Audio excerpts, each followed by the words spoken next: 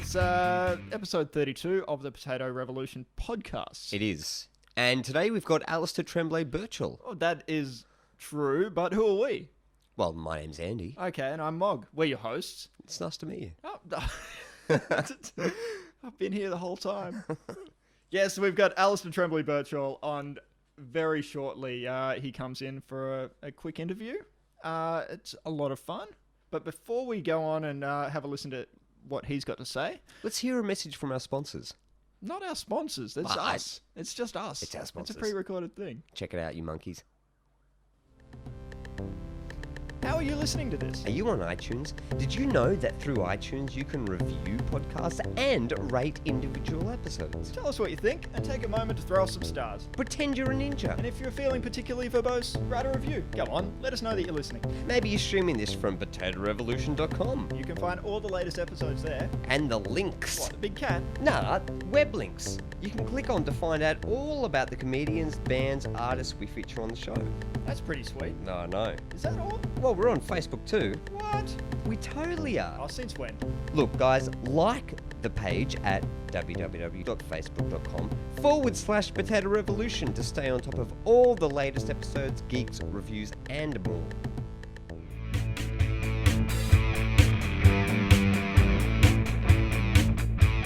All right, here we are. Alasdair Tremblay-Birchall. Yeah. How you doing? Good. Good. How are you? I'm doing well, thank you. Ah, That's good. so Yeah. for people that don't know who you are, Sure. I should tell them who you I should am. let them know. Okay. I am a.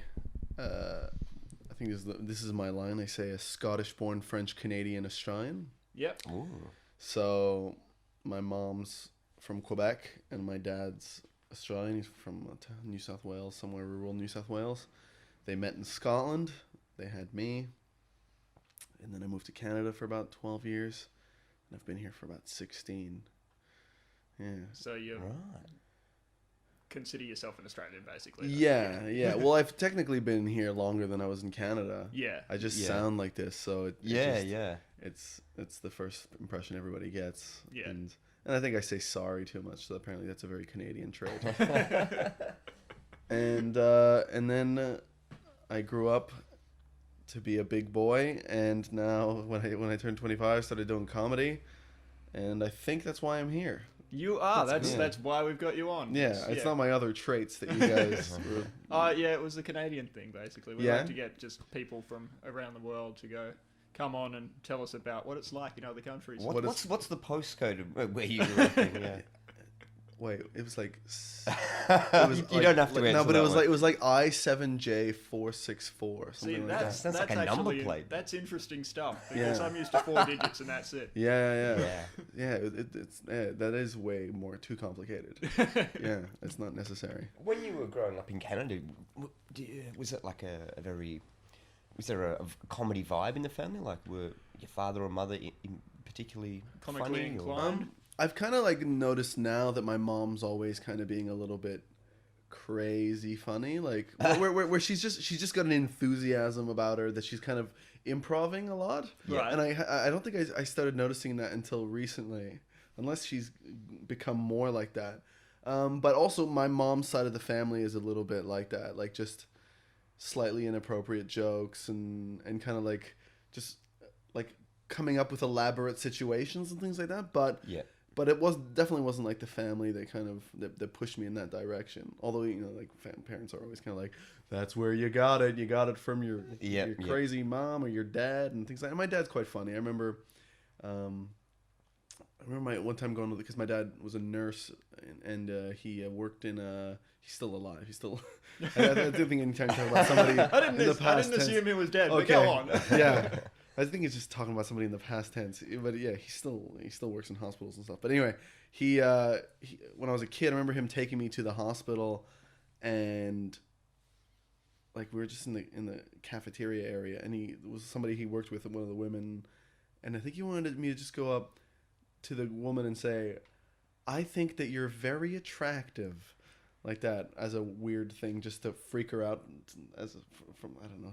How was the old, thing how that old went were you through when I was you... probably like 10 or something like that. And he wanted you to say that. to go there and just like freak this woman out that like a young kid is coming to do Are you that. sure he works at a hospital? Or... I think so. He I think so. No, because one of the jokes that he told me that he used to do at those things where he's like, listen, like let's say to somebody else that he worked with, he goes, look, I don't care what anybody else says. I don't think you're a bitch at all. Like that, That's awesome. That kind of joke. But yeah, definitely wasn't like a parental influence that kind of pushed me into doing comedy or anything like that. Do you remember the first, I guess, growing up when you first sort of really took notice of comedy?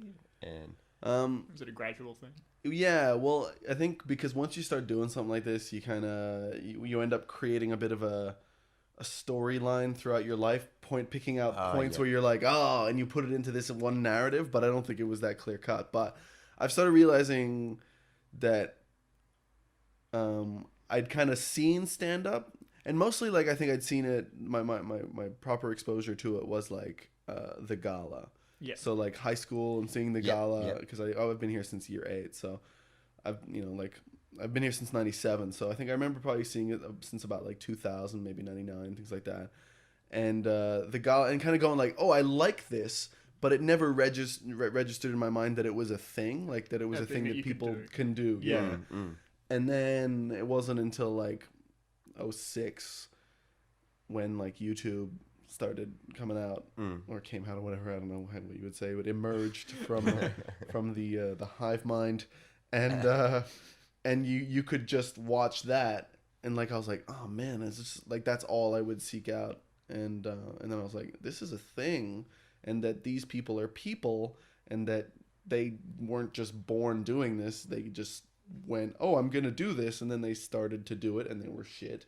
And then they got better, and then eventually they became professionals, just like anything else. Yeah.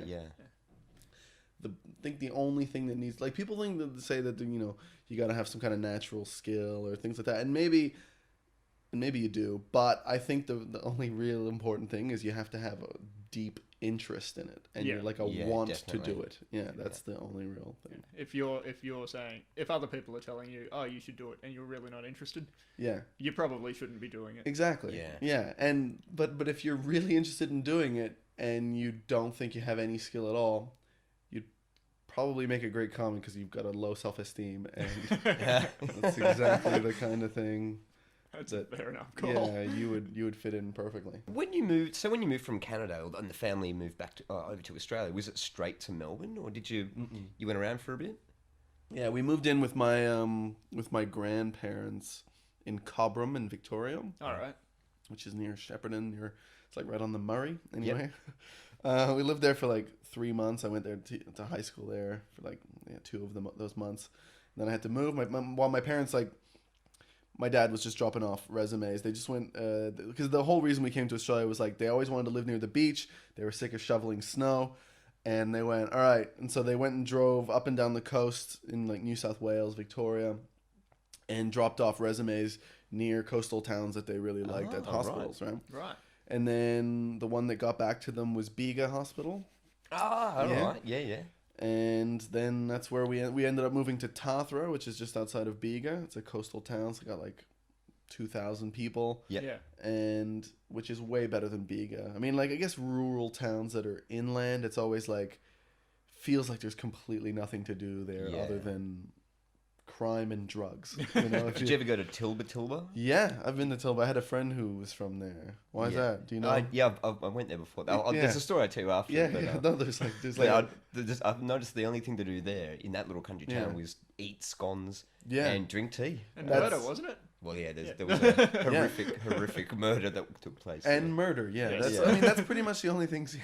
So you end up like spending time indoors, or you go out and you cause trouble and things like that. So the coastal town is really nice because no matter what, well, usually during the summer, or no matter what, outside of the winter, you've always got the beach that you can go to and go for a swim, and that kind of like took up most of our time there. So anyway, I lived in Tathra for from probably near the end of 97 till 2001 when I graduated from high school in Bega High. And then I went to Wollongong for a year because I did uni in there. Started doing engineering. Oh. And then the girlfriend that I was with at the time got into the Australian Institute of Sport in Canberra. Yeah. So I followed her there. And then- we've all got this story. Yeah. And then within a year that broke up. But Yeah. then I was living in Canberra. But then I was doing my degree there, so I did like another 4 years, or maybe another 5 years. I think it took like 5.5 years to do my 4-year degree. Yeah. And then I finished that, and then I had another girlfriend at some point in there, and at the end of that, and I went to New Zealand to end that relationship and to just do something different. Control Alt Delete. Yeah. And then I was there for a year doing anyway, it doesn't matter what I was doing, but at the end of that, I met another girl, a Taiwanese girl. And then that started a 4-year relationship where she came to Australia, and then I was going to Taiwan back and forth, and it was like distance relationship for like 3 years. Anyway, it's getting too long. But anyway, and then I moved back and I came to Melbourne, and that was like 5 years ago. Yeah. And so I've been there ever since. Right. Here. And so you just moved to, did you know anyone here or? Yeah, a guy I went to uni with and his wife. They were living in Richmond. Right. Yeah. And I was like, I'm moving to Melbourne, and I'm gonna finally do this comedy thing that I've been thinking about doing for 3 years. So that was kind of the motivation for being in Melbourne as well. Yeah. I think a lot of people do it. Come here, like even people who do comedy in other cities, they come here thinking that this is the great comedy Mecca or scene, and something, yeah. Mm. And there's definitely a lot of comedy now, but it's not like the opportunity mecca that you think it is. Yeah. Like, Definitely. Yeah. Although at the moment it's like We're doing all right. things are kind of happening. Yeah, like a lot of people my level are kind of like crossing over into, not quite the making it level, but like the getting Scraping it. paid. Scraping Yeah, the making. getting paid Yeah. money, some money. Yeah. Which is Yeah. nice. Exactly. Yeah. Yeah. I've got a few I just went to go to Canberra to do a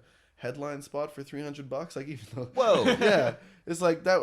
Even though that wasn't really financially viable because Because it was you The got to cost. get there and come yeah. back. But I ended up doing a road trip with my girlfriend, and then I got to go see my parents, and I go back to Tathra, and I haven't done that for ages, so paid for the trip and stuff like that. So did that? So was that? Have you got management, or did they just No, see you some just- YouTube clips? yeah, or something, like or? it's just over time. It's like it's all kind of like tiny little increases in that's how kind of it feels like. The career grows, or you feel your little successes are tiny little successes. Like it's like, Right. oh man, this reviewer saw me and he gave me a good review, or this person from the industry saw me. That's cool. I got this gig. Oh, suddenly I'm closing like the gigs at the end of the night and things like that, or or I've got a new bit that's like, wow, this one's destroying and that's going awesome. And then stuff like this is like those guys who offered me that gig. In Canberra, they saw me do a spot at the Hi-Fi during Comedy Festival. Oh, right. And they're like, hey, we saw you do that 5 minutes. Can you do 35 to 40 minutes? That will work. We'll pay you $300 to come over. And so, Fuck yeah. yeah, that was really cool. I mean, it's only just started kind of nice things happening like that. And it's a cool feeling to be at that point. Like, this is where, Yeah, absolutely. yeah. It's fun to feel progress. Yeah, definitely. But You it's- guys, sorry, go. I was just going to say, it's kind of like a computer game. Like, you spend a whole bunch of time on one level, and you're just like, I'm not getting anywhere.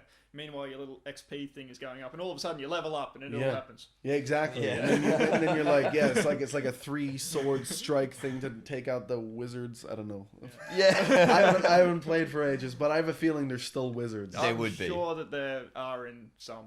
Yeah. Yes. Yeah. And you don't realize that there's when you're like at first you're really focused on just like, I just want to get a joke that works, I just want to get a 5-minute set that works. I just want to get 10 minutes that go good, and then you kind of like because you're also at the bottom of the sort of the hierarchy of the scene itself. You're like part of the glut of newbies, and nobody cares about like anybody who's above you kind of doesn't really talk to you or care about you. Got to prove your worth. Yeah, and it's kind of like it's kind of shitty that that's how the world works. That like people don't like talk to you or give you that much time, like because they're like, well, I haven't seen you do good yet. And then when they see you do good, they're like, yeah, now I can treat you all right. Yeah. You're worth talking Yeah, to. exactly. You're Yeah. worth my time. Yeah, it's like, oh, now it's not embarrassing to be seen with you, and things like that. And so yeah, and then you start noticing that part of it, like like that you're climbing in people's minds, or you kind of like,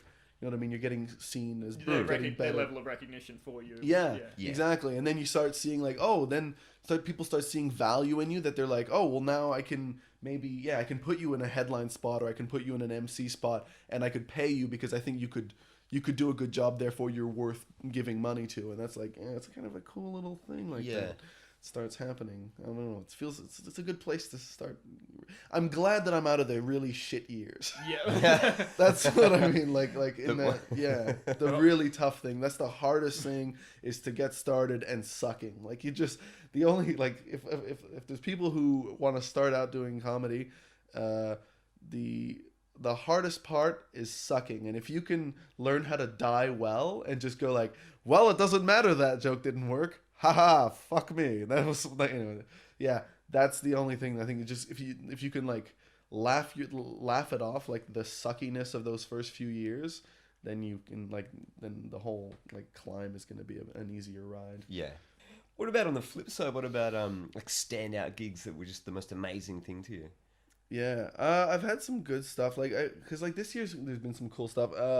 Like in Adelaide, I got to do a gig to like 1,500 people. Whoa. Yeah, which was like, showcase gig that they had on. Oh, yeah. And it was just like, I think they put this on once a year or something, and they just sell out 1,500 tickets. So, and that's pretty cool, feeling the laughter kind of go out as a wave, almost like you're following, like you're seeing the speed of sound happen in the way it goes like, yeah, comes back like that. I mean, I've done 2 hi-fi spots during the comedy festival, which is like the festival club. I don't know if you've been, yeah.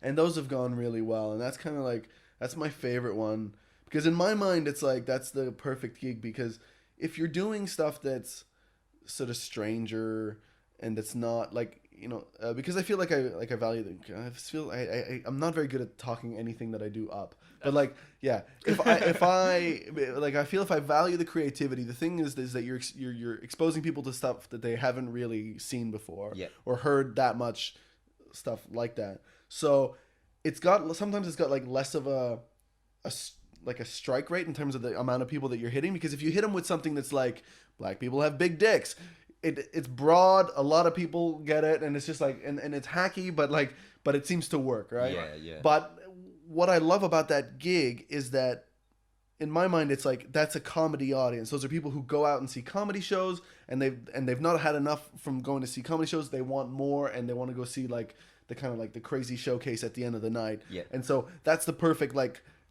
comedy, like they've got comedy knowledge, so you can hit them with something that weirder, and that's what they want, because they're not just looking for that same like black guys have big dicks joke. The audience are in tune with what you're kind of doing. Exactly. And so I find my stuff works really well there, and I've had 2 good gigs there, but then you're also performing to your peers, and then I've had like, so I've got a couple of like paid gigs off the back of those and kind of things like that. Those feel like the best things. Like, those are like, if I get one of those during a comedy festival, I'm like that was, last year was my first one, and this year I got one, and it's just like the best thing. You're like, I feel like I've reached a level, and like I'm like, and it's just getting to. It was also the first time I performed to like 300 people, but you're like performing into this dark void, and it's just like, whoa! But you're hearing this laughter like bounce off 300 people. It's like, that's kind of surreal, yeah, and that was really cool stuff, and that was like just wanting to hear what, like, because sometimes, if you're doing a comedy festival,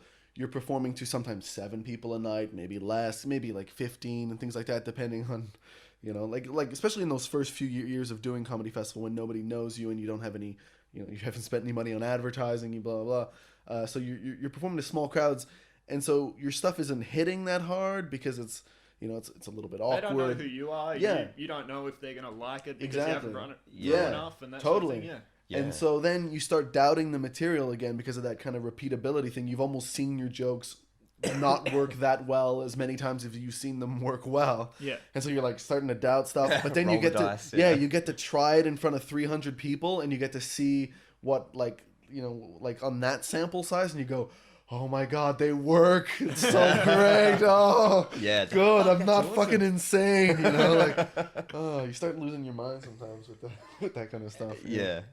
Yeah. So how many? So you did a festival show this year.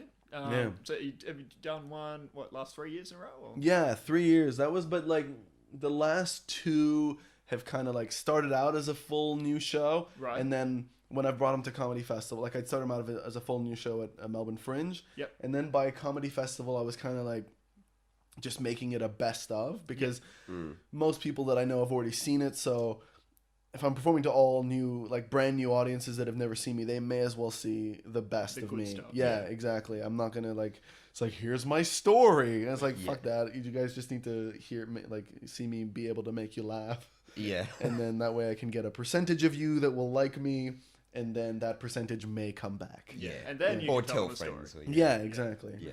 And so that was the third one, and yeah, that's when you start to feel a little bit more like, oh, I know people here. It's like, you're not like, the first one's kind of a bit more lonely, and then you go to the festival club and you're like, you're kind of standing there drinking by yourself a little bit, and then you start to get to know more people, and you're like, and by the third year you're like, hey, yeah, you're like man about the house. Yeah.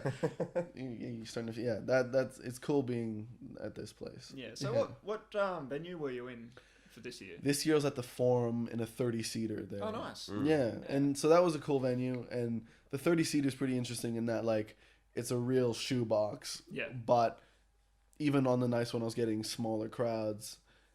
It doesn't feel empty. Like, it's just like, we can still make this work. But like, it's so small that there's no backstage. There was just like a fire exit on the side of the door, on the side of the stage. And every time you open that, an alarm goes off. but it does go to a staircase, and on about 3 separate nights, people were coming Just down came the through. coming down, and some people even came into the room, and then like went out into like through the room. I was like, what are you guys doing? That's a fire escape. Nobody's supposed to be going through there. And they're like, it's a real theatre bit. You know? Yeah, and that that was just it. Like, people really passive heckling. yeah, it was the strangest. I was like, you guys want to? Yeah. Want to guys sit down? Fuck off. Yeah. Yeah, but that's fun. It's like people who were just seeing like David O'Doherty in the big room who just got lost somehow, and but it was fun. Yeah, That's a really cool venue. The year before that, I was in the what's the James Squire Tavern? Portland. The Portland, I was at the Portland, the 30-seater there. Yeah, nice.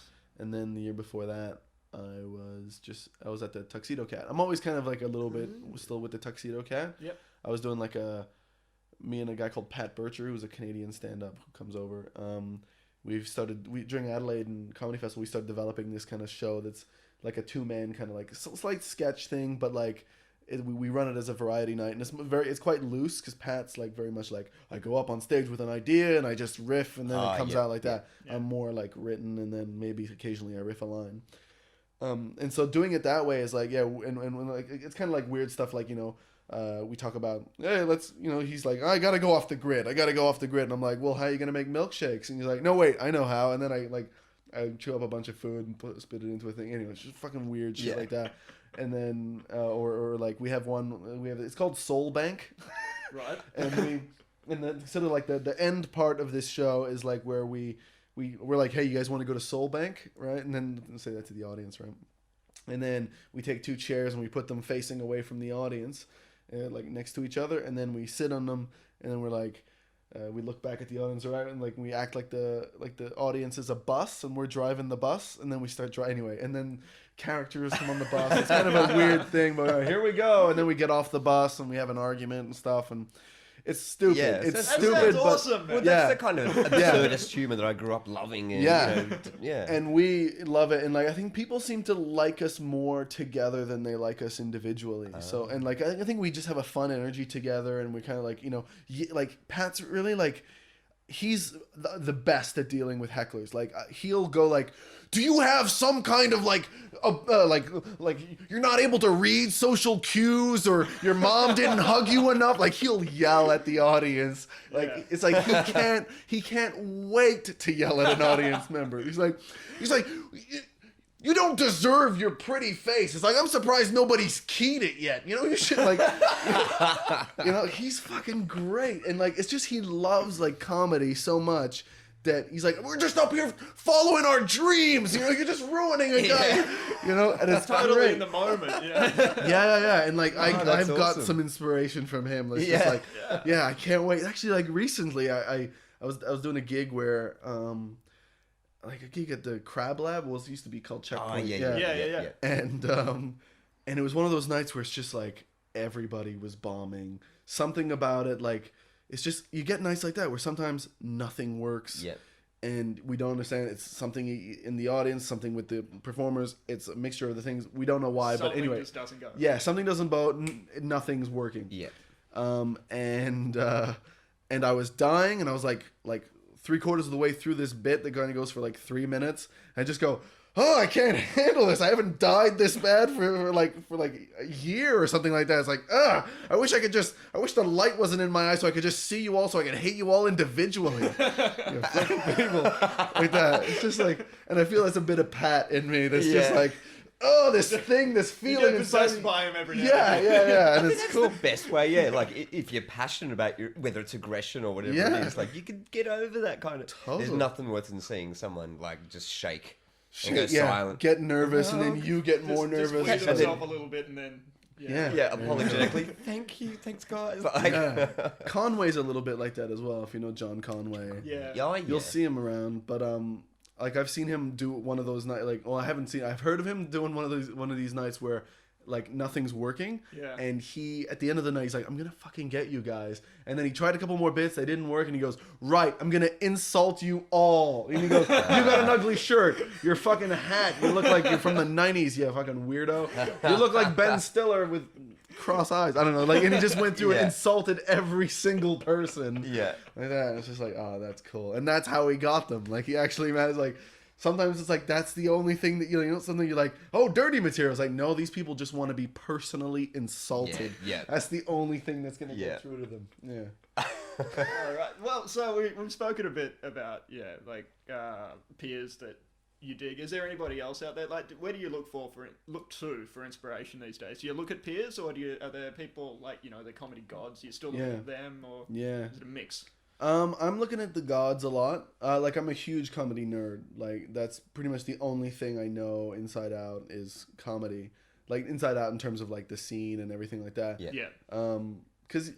Because also, like not only, like, all this, like, you know, watching the greats, but then also these days, because there's so many podcasts, you just get an idea of, like, I mean, especially American, I know, but, like, you get a real idea of, like, the history of the comedians themselves, and you sort of know, like, their lives and their where their paths cross. It's almost like the But they're Marvel little universe. stories Like, and stuff Yeah. that brings I it all find together. Mark Maron and Joe Rogan's podcast, Exactly, they yeah. both tend to, yeah. Exactly. So you guys have listened to those guys? You Yeah, listen to yeah, WTF yeah. quite a bit and stuff? Yeah. You just get an idea. It's like, oh, those guys came up together and then they used to, like... It's you're interesting, man. Yeah, and you're like, oh, I didn't know Dane Cook and Patrice O'Neill used to be, like, really good friends. Yeah, and, like, you know, yeah. things like... You wouldn't think those guys would know each other and things like that. And, yeah, and it's, like, the beef that they have and stuff like that. And then... But, yeah, like, you know...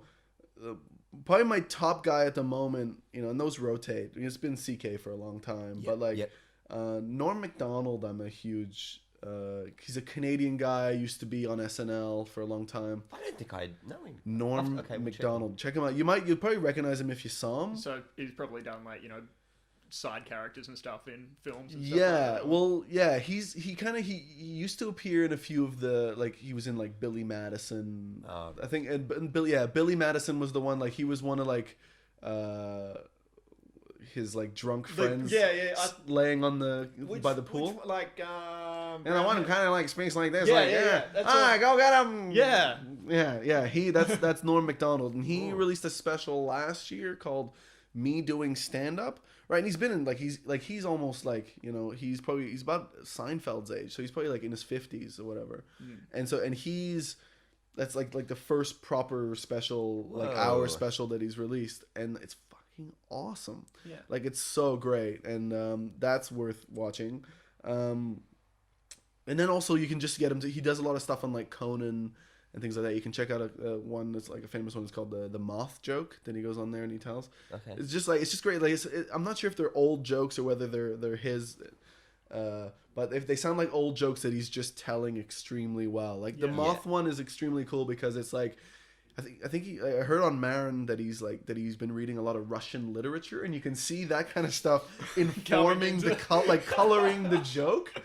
You know, Gregory Alinovich. You know, I work all day, Doc. You know, all day I work, and my boss, all he knows that he has power over me. You know, and my son, I no longer love him. You know, things like that. You know, it's awesome. We have to check it out, the Moth Joke, and But yeah, Norm I'm huge into. I mean, like I could, you know, like Cosby's great. Like Cosby's great because, and I've only kind of gone back to Cosby recently because like you can watch stuff like of him and some of his powers in like. I think I saw him do like a commencement speech where he opens his set by like his speech or whatever by just going, "Nerds! Why anyone would call themselves a nerd is beyond me," right? And just like even just like opening with like nerds like that gets a huge laugh. Like, and that's like there's a power in just doing something that simple and getting a laugh. There's like here's my subject heading. Like that's magical. like that. Have you heard the one he does about drugs? Because you know how he's Cosby's quite a clean comedian. Yeah. But and growing up, obviously with the Cosby Show, I was like, yeah, it's funny as a kid. But then I've come across this clip on YouTube recently, and it's him talking about people that do pot and pot smokers and things like that. And I'm like, whoa, this is crazy. And there's this one part in the performance where he says something like, you know where they are? And some guy in the audience just goes, "Grr!" And then his response was, there they go. There they go. There they go. Yeah. And I was pissing myself. Yeah. Like, okay, this guy's fucking hilarious. Yeah, he's like he's one of those guys. He does like 3-hour shows. Yeah. You know, I think somebody said he went and saw him. And there was like 3 nights in a row, and he was like, one was doing his childhood, one was doing his like his midlife, and one was doing like since he's been elderly. Yeah. And it's 3 different shows, like 3 hours every night. Wow. Like that kind of thing. Like he's just got so much in him that he just pulls out, and he can just. I mean, he can stretch out a bit. Like the fact that he can just get a laugh from just saying an individual word. Yeah. Like that, you know, it's just like you can see why the show's like, my wife. But like he doesn't Yeah. even need the words. It's just a syllable. You know, you Yeah. get a syllable from him. And Yeah. Yeah. Totally. Yeah. He's just found ways. Like, but that's somebody like, you know, 50 or. I mean, I don't know how many years he is. If he's 60 years into his career, like forever. Oh, Yeah. yeah, because he's in his 70s now. like yeah, he kind of like looks like an old dog now with like the sort of one cloudy eye. Like you know, like he's just like, and he's like, I think I remember reading somewhere that he's like, my doctor told me that if I laugh too hard, I can die. So like, he's got these weird conditions now. Shit. Yeah. But him, but like, you know, I don't love all his stuff. He's just like, but he's got amazing skill. Like, you know, even like, and I think that's kind of where I've gotten to the point where like, even the people I don't necessarily love their comedy, there's always something in it that you can get. You can appreciate the craft or whatever. Yeah, totally. Like, this is kind of the example I give, like Lisa Lampanelli is, like, I've just said this before to somebody, but like, Lisa Lampanelli is this like insult comic. You might have seen her on the roasts or something like that, the Comedy Central roast. It's quite a big lady, like blonde. Anyway, she very much like she just does like, you know, gays take it in the ass, big guys, black guys have big dicks, you know, Mexicans steal, those kind of things, right? But what she's doing is she's just controlling the audience by like, you know, like she's like, you know, she's insulting everybody in the crowd, but she's like, hey, you're a fag, you know, this and you're that, and like, you should team up with this old guy because he'd fucking love that, and like, and this control that she has over the crowd is just unbelievable. She's got everybody by the balls, and she's in complete control. She's not getting confused. It's like and that plus ad libs, like I imagine a certain amount of it is completely prepared. Yeah. But then plus like ad libbing and mixing it up, it's like that's a pretty amazing skill watching that. Yeah, for sure. And then I mean I can keep going, but like Dylan Moore and Bill Bailey, Sean Locke's a new guy I kind of really got into. Yeah. Wikipedia. I just watched that recently. Yeah, me too. Awesome, he's like, and also it's another one of those guys who's like. I thought because I always because you know the UK has a very storytelling kind of tradition, and so I kind of dismiss a lot of guys because of that, because it's not punchy enough sometimes. But he's got those great like it's both storytelling-y, but plus like there's lots of just like real hilarious asides that just smack in the face. Like you know who am I loving? I mean Patton Oswalt, Paul F. Tompkins, you know. I mean, like the Comedy Bang Bang guys is that's an amazing thing. Have you seen any Comedy Bang Bang? I've heard the podcast, and some of them I've gone all the way through. Other ones I'm like, I have to turn this off. It's just too much for me. Yeah. But I haven't seen any. well, they've got a TV show now, and it's not always amazing, but like episode 9 of the first season is probably the best one to watch to like to get you hooked. Check it out. Yeah. So is that sketch based or is that? Yeah, well, it's kind of like, he's sitting on a couch. Hi, I'm Scott Aukerman, and blah, blah, blah. And he's got Reggie Watts as his band. Yeah. Nice. Yeah, and it's just like, you can see that it's been improv'd and then just like trimmed to the good bits, essentially. And then they have a guest celebrity, and then they have a guest character or 2 guest characters. And then there's like some sketches and things like that. And it's fucking great. Like, yeah, that's a really cool thing. It's like, I love those little kind of like that feels to me like that's the kind of the cutting edge of like some of the stuff at the moment, like of the comedy that I like watching at least. That and this clip, you gotta check out this clip. Like apparently I think like Tim and Eric and Sarah Silverman and a few other people started doing this, and Reggie started doing this website called Jash. I think it's JASH, and Tim Heidecker does a cooking show. At least I've seen just the first episode. Yeah. Oh yeah, I did see the cooking show. Yeah. Trav Nash said it too. Yeah. Fucking awesome. It's just It's so awkward as simple. shit. It's so simple, but he's got his target of what he's making fun of, and you're just like that. He's just like, oh hey guys, and he's holding like a tea towel, and he's like, hey, I'm just gonna show you how to make this like great Russian dressing, and he's like, you can see him acting natural or trying to act natural in the same way that those people try to act natural that isn't natural. So it's like a great like thing. He does it perfectly. Yeah. But the brilliant thing is just the way that it's just the mixing of the bowl. Yeah, that's just shit everywhere. Yeah, but even before that, it's just a bloop bloop bloop bloop bloop bloop bloop. Like you wouldn't think staring deep into the camera. Yeah, and you just wouldn't think that's the brilliance of it, is that it's so simple. And I was like, you fucking nailed it. Because like I tried to watch some like Wednesday Night Fever, and it's unfortunate that have you seen any of the Wednesday Night Fever? No. It's a ABC show that's been brought on. It's got it's got a few people that I love. It's headed by Sammy J, and it's kind of like it's run by the guy. I think it's the guy's project who's like now the head of comedy at ABC. Yeah, I'm sorry, I'm completely talking way too much now. No, you're right. But this project has managed to take all these people who are like, so Sammy J, Ann Edmonds, Heath Franklin, others. I'm sorry, everybody else. Well, anyway, but that's all right. It's on TV. You can yeah, exactly. But they've managed to take all these people who are like good comedians in their own right, and just suck the comedy out of pretty much all of them. Like it's just awful. Like it's brutal what they've done. It's because whoever's like directing this thing is just like managed to wanted it as broad as possible, and it's just like it's shit. And to cleanse my palate, I saw that Tim Heidecker cooking thing, and I was like, oh my god, it's just so simple, guys. Come on, you can do this too. Yeah, that's what I respect about the TV show Louis, how he just went, can I have a TV show? And they went, here's what it's going to be like. And he went, no, you give me the money, I'll write it, I'll produce it, and I'll hand in the final product, and you can't touch it. Yeah, and they let it, like they were into doing that, and that's cool. And then that was brilliant. It's like if you just let one person sort of get their vision like that. I mean, obviously you got to give it to a person who has a vision and has proven that they have skill and stuff like that. But like, well, they did that with Sam Simmons. They gave him that. Yeah, true. That's great. Yeah, that's amazing too. And that turned out really good. Yeah. Like, it's so cool to see Ronnie get on TV as well. Have you guys seen Ronnie Chang before? Chang, I have seen him out. We saw him at Crab Lab. Yeah. Before it was Crab Lab. Oh yeah. Checkpoint. Yeah. I think he's involved in like maybe 2 other programs at the moment that are in production or that are coming out. So like, we started at the same time. I've never seen anybody like skyrocket so fast. It's really actually. We had a gala spot, didn't he? He had a gala spot. Yeah, that's right. Yeah, both him and Matt O'Kine got it.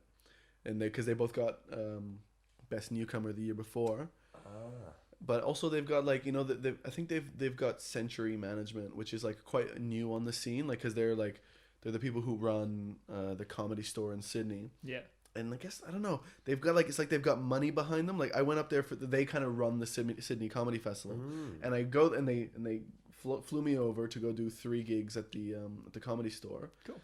and they like picked me up in a van at the thing. They gave me a place to stay, and everywhere you went, it was just filled with booze. They made you feel like comedy was like important.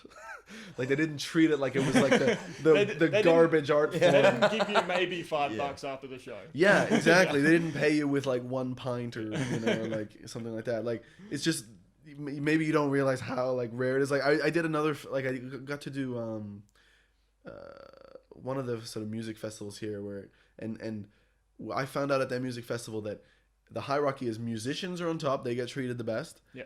Then circus folk. Then comics. Well, that makes sense. Yeah, and I was like, god damn, we're below the carnies. It's Yeah, like, that's a bit rough. So okay, that's fine. Do you think that comedy in Australia is like I guess for your future in your comedy career? Do you think it's limiting? Like, are you looking to expand maybe into America or into England or? Yeah, I'm interested in those things, and I think previously I've thought about it way more. At the moment, I think I'm starting to see that it's like it would definitely be easier to make a dent here, and like because especially that I've climbed a little bit now, and so I'm no longer at the bottom, and I kind of like there's something good about that. But also like I'm starting to get opportunities where there might be some financial rewards for it where I can, and so the sort of the small pond thing is like that. There's definitely something good to that, and yeah. Making any money from comedy is an amazing thing. I mean, I'm still super interested in like, going on the road in the States or trying to, get involved with the people, the UCB and stuff like that in the States, which is it's like an improv-y kind of school type thing. Yeah. And or try London. But at the moment, like, I've kind of got a few things like going on here as well. So like, I've definitely thought about those things, but I'm also realizing that like the London scene sounds like it's kind of crashing a little bit, like in that they've kind of been like almost the stand-up's been almost overexposed on TV there now. Like where here we have nothing. It just did that. Empire thing. Yeah, they got the Michael McIntyre roadshow, and then they got other ones, and then it's kind of like, and then people have stopped kind of going out to the clubs as much there, and so there's less live work, and then it's kind of like even the people who are getting live work, or could do live work, a lot of those gigs are going to people who do get TV stuff, and so it's like anyway, so that kind of thing apparently is kind of not going that great. America still is super tempting, but here we've got like our so my warehouse, we have like a studio in there where we can film stuff and things like that, and so we have a sketch thing called Stupid Old Man. Sweet. Stupid Old Man Media, and we kind of have some stuff online, but we've just recently built like a Tonight Show set. Oh, whoa, That is so cool. Yeah. And so we've started experimenting with that and things like that, and we're kind of just like, and we've got like almost because there's been a couple of sketch shows recently that have kind of come up, and a few did call outs to everybody. Yeah. And we were, me and Andy kind of got to like the audition phase, and it was like it was the last phase before they picked the people, and then we didn't make it past that, and we're like, well, how about this? Fuck these people. We're gonna write our own sketch show and film it and get it out before theirs comes out, and hopefully it'll be better. Yeah, damn straight. Yeah. And well, we've kind of got it mostly written out, but we haven't filmed it and stuff like that. But like we have the ability to film that stuff because we have a guy we know from one of the guys who rents the warehouse with us is like, he's got like a Red camera, which is like this $16,000 camera. Yeah, he's into directing and stuff. stuff. Exactly. And then he's also like he's even bought a crane recently so that we can do this Tonight Show thing all in one shot. Like awesome. Dude, yeah, that's fucking sweet. And so like we kind of got some things going on, and we're kind of trying some, and I think the more you just produce your own stuff, that's the more people get to see that you can make That's the like money. your resume. Yeah, exactly. Yeah. Yeah, it's your resume, and you can also show that you can create things, and then Within that's that when format yeah it works. Yeah. and then people are more likely to kind of give you work in the future and things like that. So we're kind of just doing a lot of that, and we've kind of been doing this podcast for like 2 months. I was or gonna whatever. mention that. Yeah, which is called Two in the Think Tank. Yeah, you just said that. Yeah, It didn't register until after I said it. I went, oh, that's what he just said. It's all good. Yeah. So that's a skip based. I'll edit out you repeating what I Sure, said. thank you. Yeah. I don't want to sound like an idiot up here.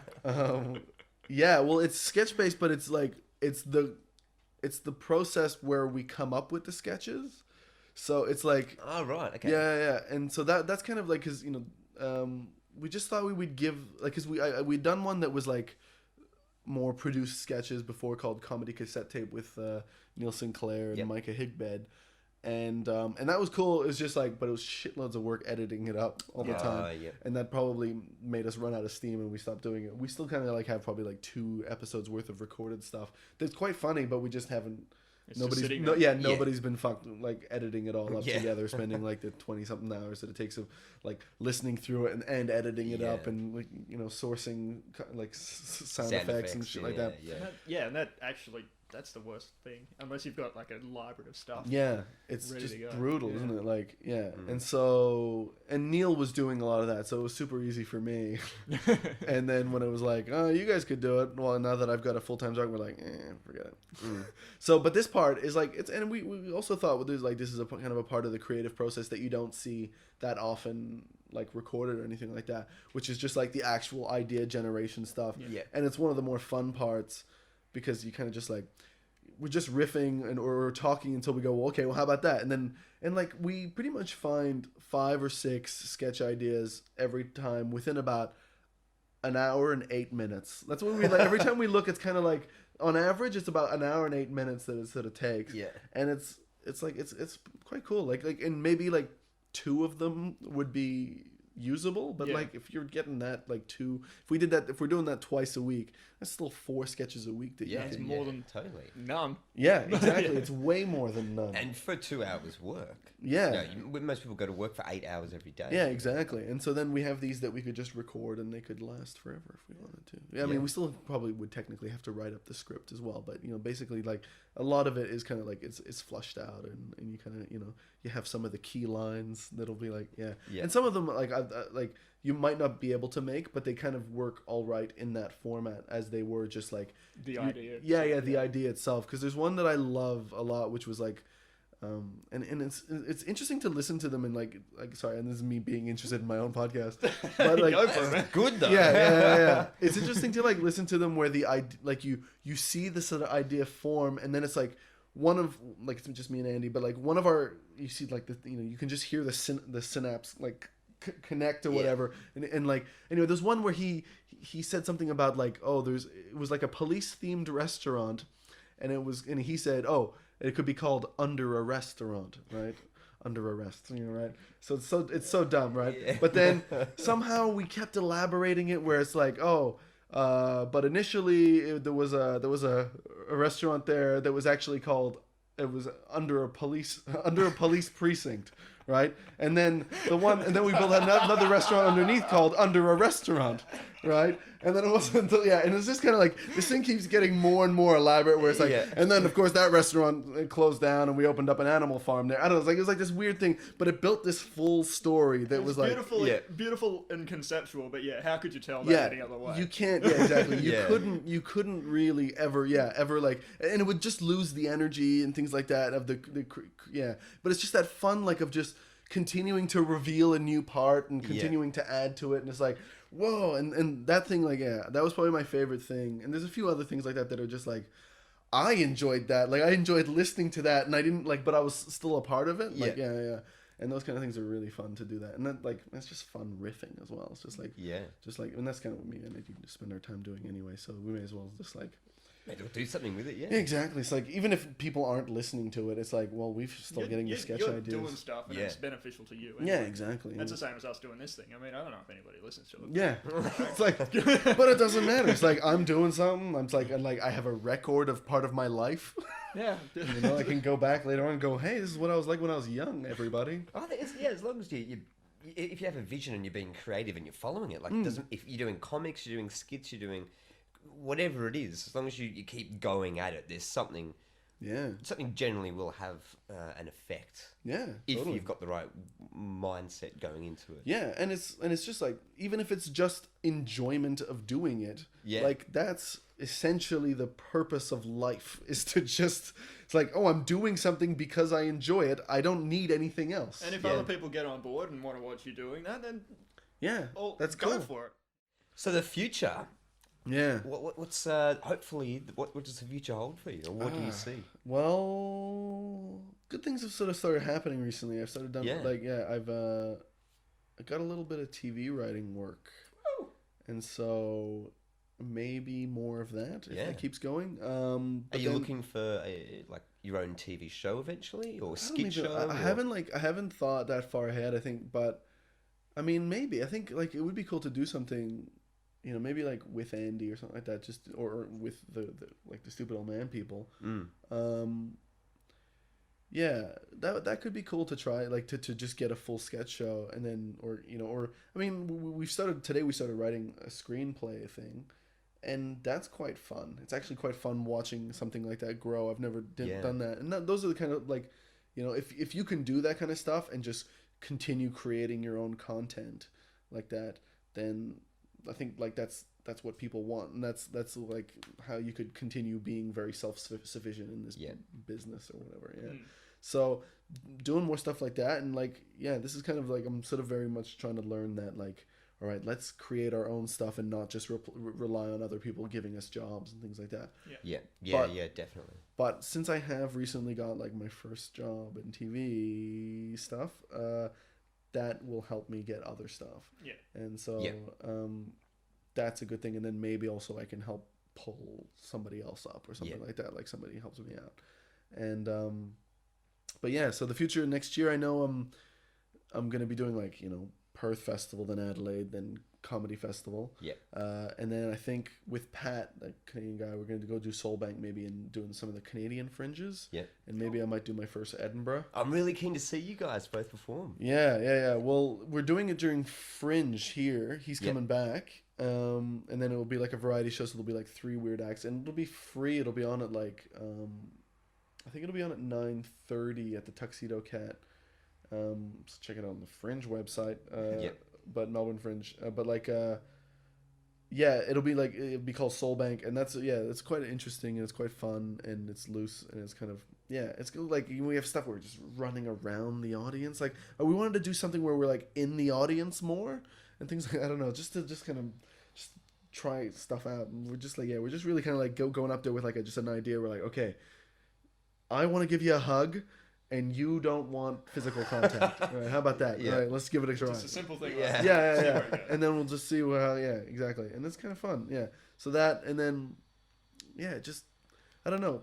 At the moment, I'm just kind of excited. It seems like a lot of things are happening to people around me and people my level and things. So, I don't know. I don't know where it's going, but I'm interested. I'm kind of going omnidirectionally still at the moment. Like I'm just doing stand up, sketch stuff, the podcast, tweeting a bunch at Alasdair TB. Yeah. Don't worry, we'll see. We'll put the links. Yeah, we'll put all the links up. Is there anything that we haven't covered that you do want to link? One thing I did know, Ian M. webcomic.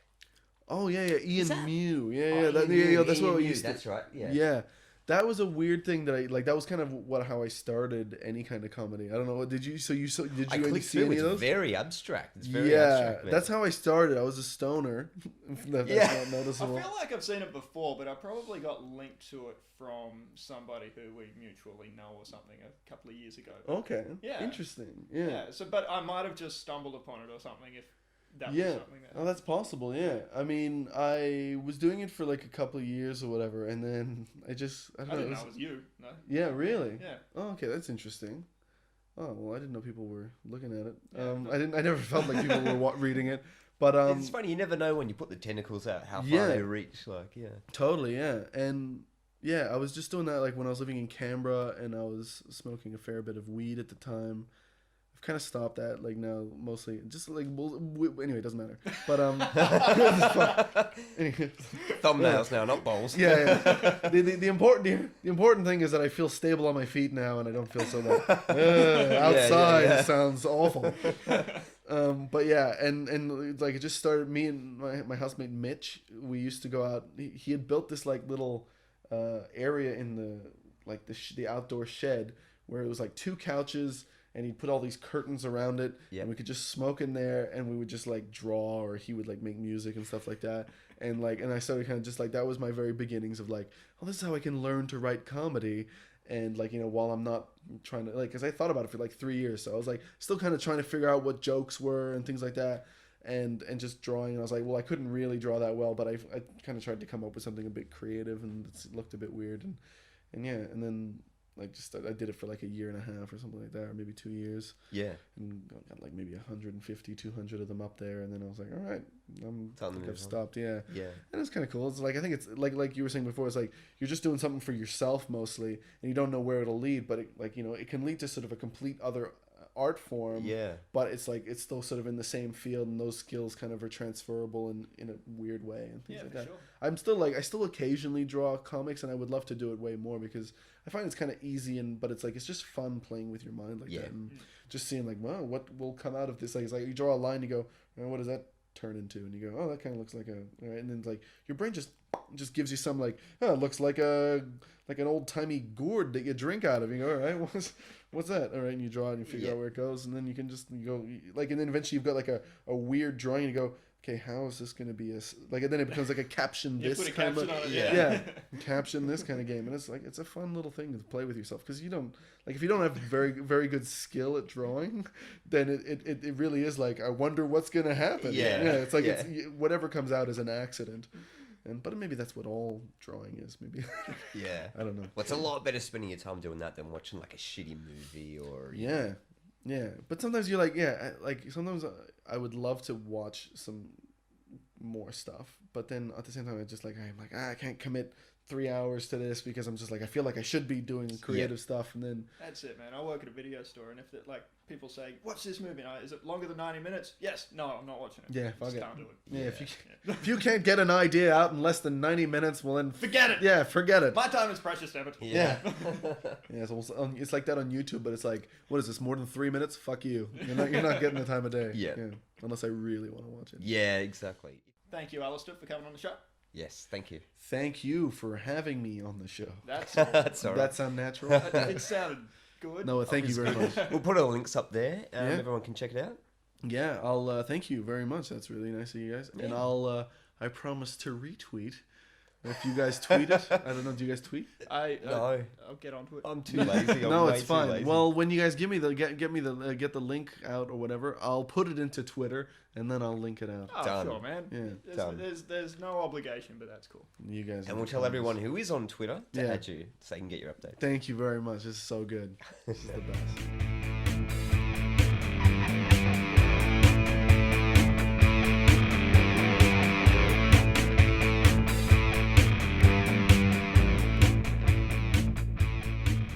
Was good. Oh, you're having a drink.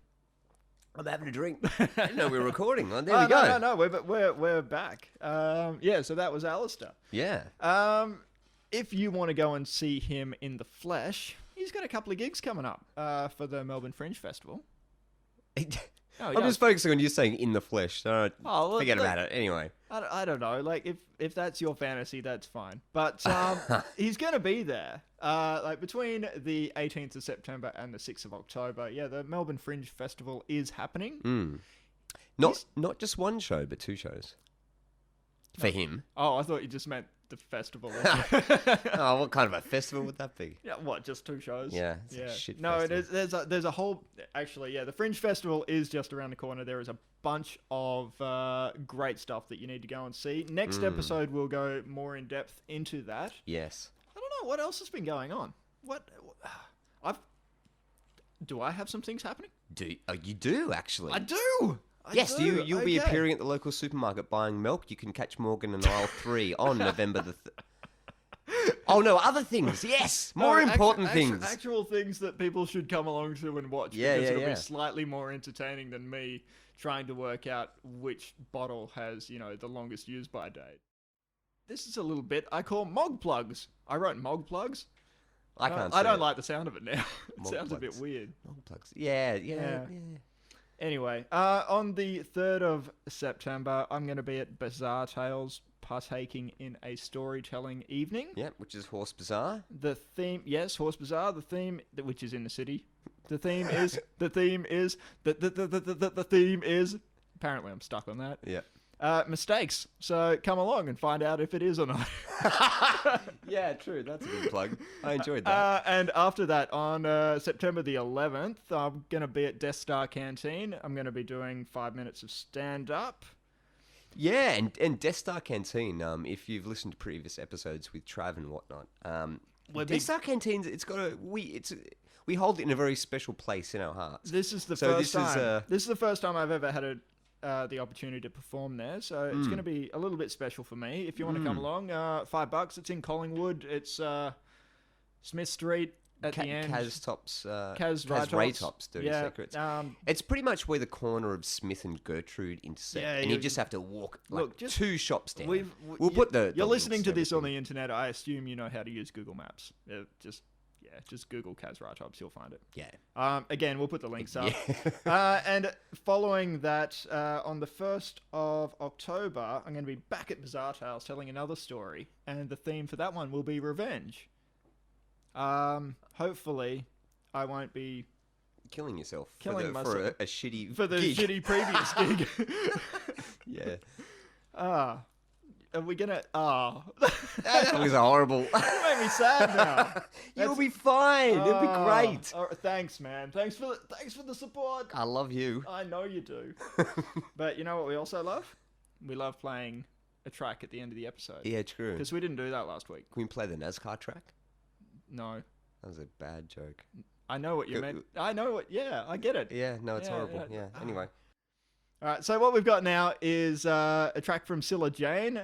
It's called A Dream of Mine. It's from the When the Night Falls EP, which is a couple of years old. She's still doing new things. She is doing new things. She is. But this track's amazing. Yeah, this track is amazing, and this is the one that I wanted to play. She said she'd send me some new stuff. I haven't got it yet, but when I do get it, it's coming straight on the show. Yeah. Because it's... And I love the fact that like we're excited about the new stuff, but then what we're playing is an older track, and in my opinion, it's fucking amazing. So I'm like, how can you go from like, how better can you get? How better can it you know get? what I mean? Yeah. With the great wording and everything. Anyway, let's say goodbye. But before we do, let's introduce Cilla Jane, A Dream of Mine. Catch you next time.